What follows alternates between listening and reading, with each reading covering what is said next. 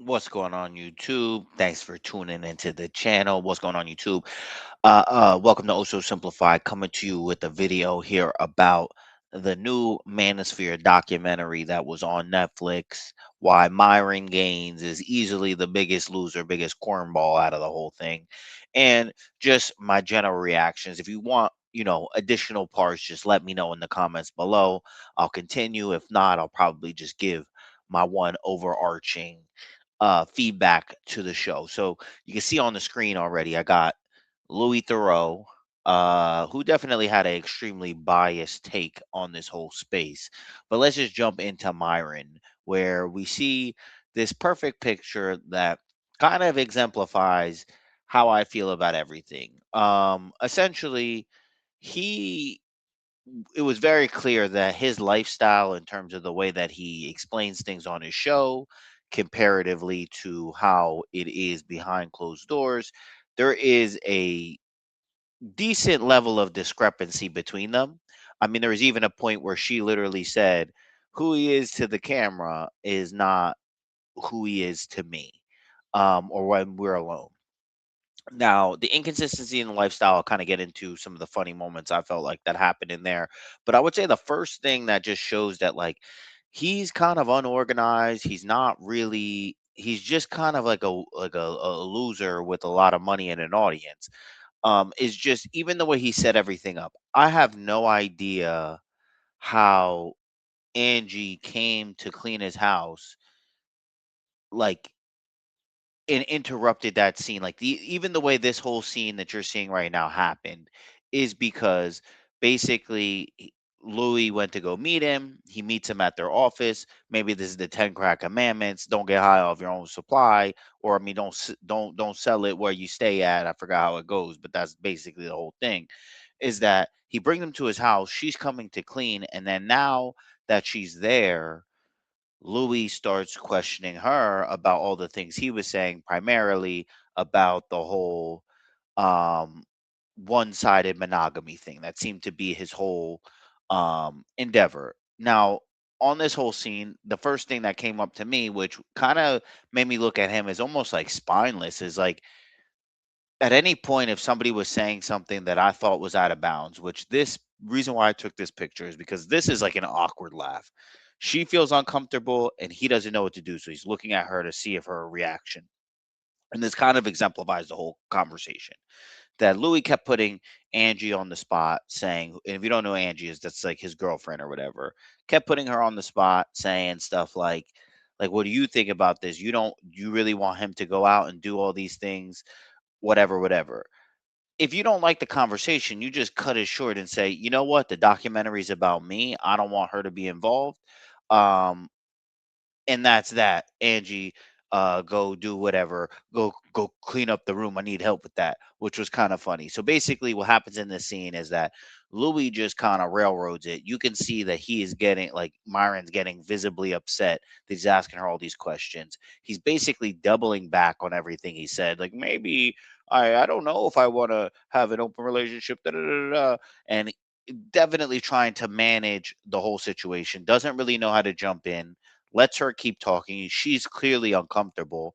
And Louis not stopping. And he doesn't really say anything until the end, where she's kind of walking away. And I think he kind of wanted to show that he's flexing his position. He's like, and go clean up that room. I need help in there. And it's just, to be honest, I thought was one, just showing that you're not prepared. You're not somebody that actually has something locked in. Number two, all the shit you talk about with your relationships, it is not like that in actual practice. And then number three, that he didn't really seem like he had any type of backbone in like a real setting, not in these weird Frank Castle settings that he has on his weird podcast, which at some point I did think was kind of cool when it first came out. But as it is now, all the talking points are very old and tired. But that was like the first piece. Then it like happens again, and I'm sure I didn't watch his live stream or whatever, but I'm sure he tries to defend himself with this. I don't know how, like, you had this dude come here one time, he immediately jumped in, started asking questions. You invite him again, you have that long podcast that goes from like 6 p.m. to like 2 or 3 in the morning, and Louis only supposed to come for the end segment. You have him sitting on a couch. Why was your assistant anywhere to be like talk to? And I'm sure he's like, "You see, I caught him. I'm pulling my phone out." You should have had everything on lock. You should have had somebody watching this dude. You should have had him sitting in a specific location and not be able to move. And everybody already knew it didn't have to be something you caught as he's asking questions. You're texting your assistant saying, don't say anything to this guy. Don't say anything to this guy. Just once again, just shows that he is not organized at all and kind of falls through all of these pieces where I just thought he looked like the biggest clown. He just looked like what everybody that makes fun of him for, that's who he is. Like he got an audience by parroting certain talking points. His whole lifestyle is really just built off the fact that he has an audience on social media and that he has money. But beyond that, there's nothing else that he really has. And in some kind of varying capacity, I'm pretty sure he's paying for any of the girls that are being around him for long term, which to each his own, no issue with that. It's just the way that he tries to sell his life is just clearly not how it is. And then I wanted to juxtapose this to Jason Waller or Jay Waller. I think his name's Jason. I don't know. But it was funny because they both basically had the same kind of talking point where, monogamy on her end, non-monogamy on my end, et cetera, et cetera. And he was just open to admitting it.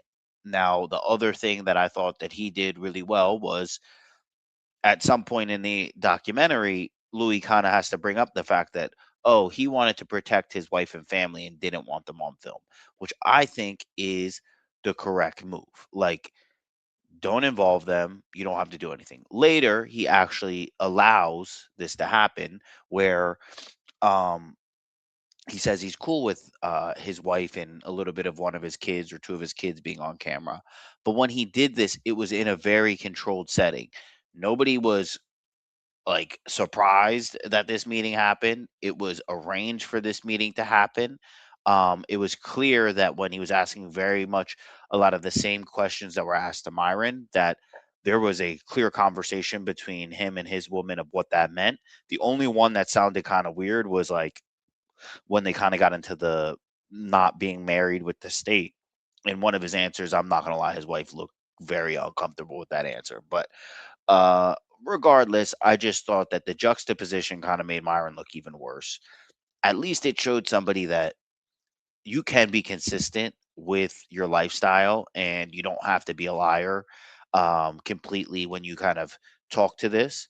Um, and I just thought that maybe there are certain things that he kind of said that were cringe. Like when he's like, if I go on a date and they ask me if I have a wife, I say, so what? Yeah, so what? Like I was like, that just sounds like wild energy to bring to somebody. But either way, I thought it was at the very least one of the people there was not a Myron. And then this kind of goes to the next piece because like the HS guy, I really did not know who this dude was. I think I saw him respond to something that Larry Real said. This dude was just to me just a complete douchebag.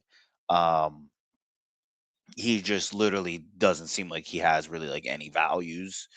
He's like to me like the definition of somebody that like sold their soul and is kind of like soulless and empty. It was just like all his rationales were just, well, if it makes more money, I don't care. It's about my life. That was kind of his thing. I don't think he necessarily seemed like he was living an incongruent lifestyle. It just like he just seemed like a POS douchebag.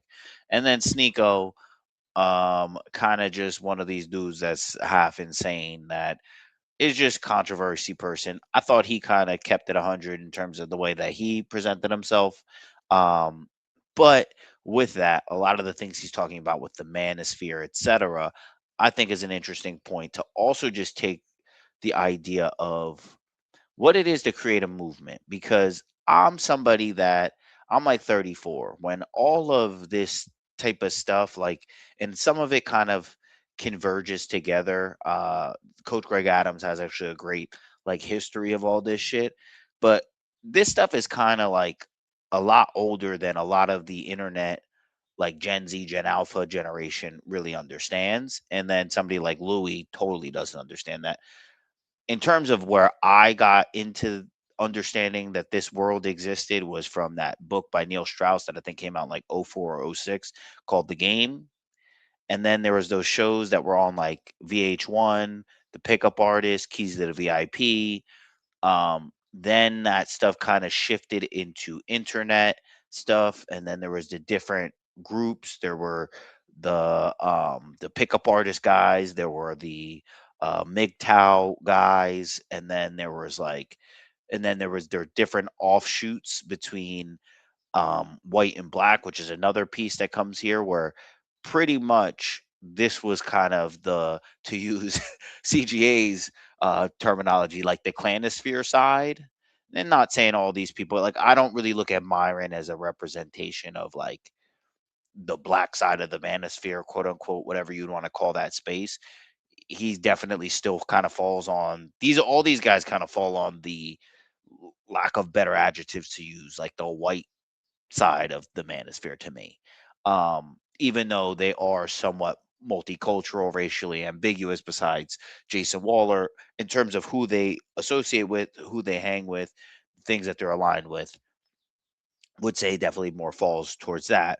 But going back to the history of what I'm saying, so the keys to the VIP, all this stuff turns into like different channels, and then there's the dating coach, there's the MGTOWs, there's the black pill, there's the red pill, there's this, there's that, and this has been going on for decades. The fact that they kind of are calling people that to me have only become, with the exception of this dude, because I really don't know when he became famous, but all four of these guys all picked up steam after 2020. So the fact that these are being like shown as like the head of the quote unquote manosphere is just interesting to me, because to me they're very much newcomers that jumped on and ripped up a lot of people's talking points and then presented them like their own when they're not their own. And these are not like the people that created that kind of idea. Not that I really ascribe to the manosphere, but I just think that's interesting. And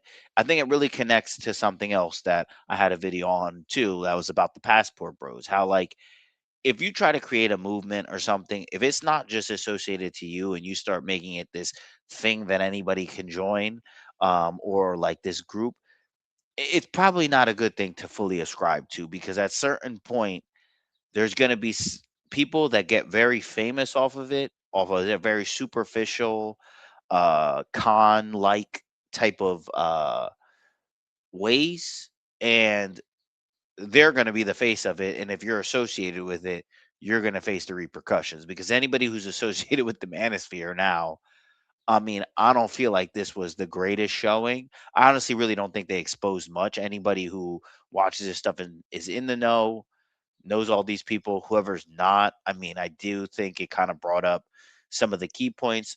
Did think Louis was a little bit of like a kind of like a weirdo, like in terms of like a naive and PC kind of person that just really doesn't say what's on his mind exactly. But thought it was an interesting documentary. Definitely thought Myron came out as the biggest freaking loser, which I kind of already viewed him as that, if I'm gonna be honest. Um, so that was interesting as well. But that's really it for this one. Just wanted to kind of throw up a video here. Next one I'll get about increasing the work capacity. Just this documentary came out, saw it earlier in the week, figured I'd watch it and throw up a video. So that's it for this one. You like to comment, subscribe, dislike if you didn't like, leave some negative comments. Any feedback will do. And until next time, you know what it is. Peace.